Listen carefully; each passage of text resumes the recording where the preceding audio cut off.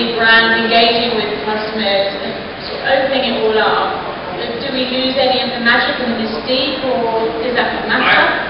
I hate behind-the-scenes videos of shoes. It's like, it's become a standard thing. You do your fashion shoot and the BTS crew. BTS, sorry. There's the BTS crew. There's people, the whole career is BTS crew. And there's good BTS and there's bad BTS. I think, you know, I'm so tired of that shot of the makeup artist going, you know, but there's other ways to do it. You know, I think, I don't know if the Vogue stuff's here, but on the Vogue out, we did a story, we showed the heat, the little amazing sets. That was an interesting behind the scenes, just carrying a big duck or something, you know, there's something to look at. Information and giving a bit more. I think people are going to tire of generic behind the scenes. I mean, I agree, I find that quite boring, and I tell you what you mean about the standard shot with the shoes lined up, and it's very glamorous. I know this would never happen, but the behind the scenes that I really want to see is when you're on the shoot and you get the first Polaroid. You don't get Polaroids anymore, but when you did, and you'd be like, oh no, that's terrible, and you have to fix it, and you know, the light breaks and there's all this drama, and that's the kind of behind the scenes I would like to see, but I know that's never going to happen because people don't really want us to see that. Well, I think, you know, the fashion and world, it's an up world. You know, you write about things that you like, not things. Nobody says, I hate those trousers, let's feature them in the magazine. It's an up world. It's not a critique of every pair of trousers in the world, some good, some bad. It's, you know, magazines are, it's an up world. It's a positive review. You know, some more positive than others. So, you know, so what is moving the forward? You don't really want to decode it and pull it apart, because that's what we're doing.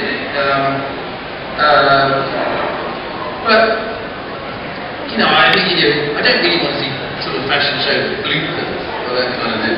But I think that, I think there are other, I'm more interested in I know we're going to talk about the Vogue out here, but I'm more interested, I think there are other stories to tell and different voices. I think that if you do, you know, behind the scenes of a shoot, like blah blah blah blah, the makeup and the light and the flash and everything. But if you've got like the makeup artist saying how they did the look, or the set builder telling how they did a thing, you can tell individual creative stories. It's storytelling, isn't it, I suppose? Well, that's what I was going to say. For kind of brands, so for a fashion brand, if I'm creative director, strategic on what they're doing, what you actually build for a brand is an editorial calendar. You say, right, you've got 2 shows a year, so we're going to stream the show, we're going to shoot the campaign, we're going to do behind the scenes on the campaign. It's not a given. But actually, you've developed a really crazy zip. So we're going to make a little film about the story of that zip and put that up. And then you're working with that strange bag company in Holland. We do a bit of, so there's other stories, not behind the scenes on fashion shoots, which I really think. But the point that you've hit on, I think, is one that there's sort of like fashion and moving image. So we're moving now. Well, there's a problem with that. Is that when you start to do moving image, you hit the grammar of film. And by film, I mean cinema, movies, blah blah blah. Now, first of all, you don't necessarily want your fashion film in an hour and 20 minutes movie, or even a 30-second commercial. You might want that in 10-second things on a phone or a blah blah blah. But also, it's totally acceptable in a fashion magazine to have 10 pictures of a girl walking down the beach in different outfits at every page. If you do that in film, you think the woman is mad.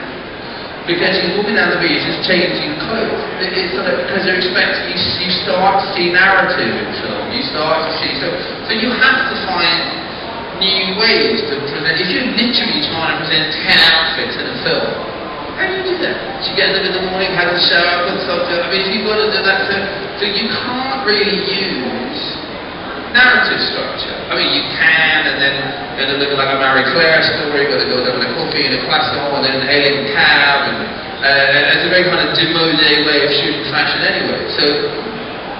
So you end up, I'm quite into at the moment. I'm into sort of the moving still from that Nick Knight stuff for the Giorgio Armani campaign. Very locked off. So a signature of fashion film is a locked off camera, you know, and the sort of model doing a sort of a moving still. It's a nice convention. And on the iPad, the trouble is the current generation of photographer, if you say, I'd like you to make some moving image, they say, oh, so you want me to direct? I say, no. What I would like you to do is shoot me 8 pictures, and 4 of them I'd like the girl to be moving in. And then I'm going to put that together, and what I built in the iPad, which I'll show you a bit of, was this little player that was able to show stills and moving stills. It's like 8 pictures in a 250th of a second, and then 4 of them are in 3 seconds, 7 seconds, 2 seconds, whatever. I think that's much more interesting.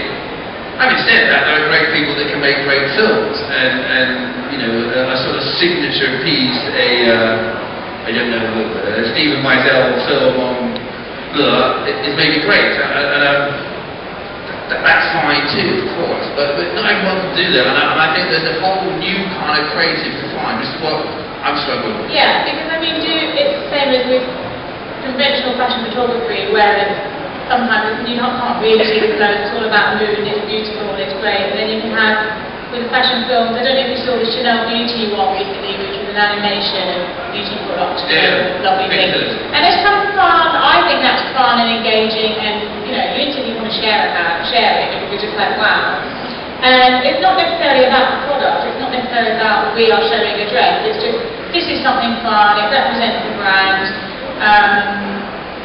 It's just something creative we've done, and I think people relate to that. Well, I mean, but that's an example of a content-hungry brand. They need content for their website and stuff, and they're commissioning. That's a cute little film. I believe Peter did that by himself, but it's an animation of Chanel music product. But what I was going to say was when it came with how can you start? We were talking about it's about creating content and doing. Well, initially I said something lose the magic, and then we went on to. We'll move on. It'll come back to me. It's fine.